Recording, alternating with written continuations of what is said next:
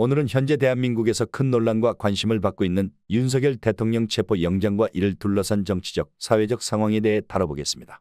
최근 공수처와 경찰이 윤석열 대통령의 체포 영장을 집행하기 위해 적극적인 움직임을 보이고 있으며 이 과정에서 다양한 반응과 논란이 이어지고 있습니다. 안녕하세요. 여러분에게 오늘의 뉴스를 전달드리는 온유입니다. 보시기 전에 좋아요와 구독 눌러주시면 감사하겠습니다. 그러면 바로 본론 시작하겠습니다. 오동훈 공수처장은 최근 국회에 출석해 대통령 체포를 방해하는 국회의원들조차 현행범으로 체포할 수 있다는 강경한 입장을 밝혔습니다. 이 발언은 즉각적인 논란을 불러일으켰습니다. 동시에 경찰청 국가수사본부는 중앙일보 보도를 통해 수도권 4개 지방경찰청에 소속된 수사관을 대규모로 동원할 계획을 세운 것으로 전해졌습니다. 특히 이번 동원령은 단순히 일반 수사관뿐 아니라 마약사범과 흉악범 검거에 특화된 베테랑 수사관까지 포함하고 있어 주목받고 있습니다. 경찰이 이러한 자원을 대통령 체포 작전에 집중하는 것이 적절한지에 대해 여러 의견이 제기되고 있습니다. 경찰 측에서는 법 집행을 위한 불가피한 조치라고 주장하고 있지만 일각에서는 정치적 목적에 지나치게 치우친 조치라는 비판이 나오고 있습니다. 윤석열 대통령의 체포 시도와 관련된 소식이 전해지면서 대통령 관저가 위치한 한남동 일대는 긴장감이 감돌고 있습니다. 관저 앞에는 대통령을 지지하는 이들이 전국에서 모여들어 집회를 열고 있으며 이를 지원하기 위한 다양한 후원 물품들이 속속 전달되고 있습니다. 특히 보수 성향 단체와 개인들이 자발적으로 음식, 담요, 의류, 후원금 등을 모아보내고 있는 모습이 인상적입니다.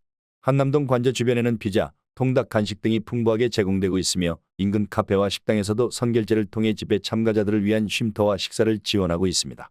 일부 단체들은 푸드트럭을 배치해 따뜻한 음식을 제공하는 등 장기적인 대치 상황에 대비하고 있습니다.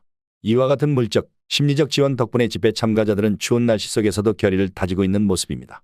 윤 대통령을 지지하는 2030 세대 청년들도 집회에 동참하며 SNS를 통해 현장 상황을 공유하고 있습니다. 윤석열 대통령 체포 영장과 관련된 법적 문제는 복잡합니다. 공수처와 경찰은 체포 영장을 집행하기 위한 구체적인 전략을 수립하고 있지만 이에 대한 법적 타당성에 대해 다양한 의견이 존재합니다.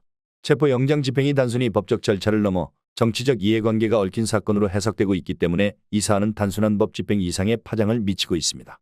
특히 경찰은 윤 대통령의 경호처 관계자들에 대한 법적 책임을 물으며 체포영장 집행방해 혐의를 적용할 가능성을 검토하고 있습니다. 이에 따라 대통령 경호처와 경찰 간의 대립이 심화되고 있으며 이번 사건은 단순한 체포영장을 넘어 국가 시스템 전반에 걸친 논란으로 확산되고 있습니다. 윤 대통령의 지지층은 이번 사태를 국가의 법치와 민주주의에 대한 시험대라고 주장하며 더욱 결집하고 있습니다. 전국에서 관저 주변으로 물품과 후원금이 몰리고 있으며 보수 성향의 시민단체들은 윤 대통령을 지키자는 구호를 외치며 장기적인 대치 상황에 대비하고 있습니다. 집회 현장에서는 국가의 정당한 법치가 훼손되어선 안 된다는 주장이 나오고 있으며 일부 참가자들은 경찰과 공수처가 선을 넘고 있다며 강한 비판을 이어가고 있습니다.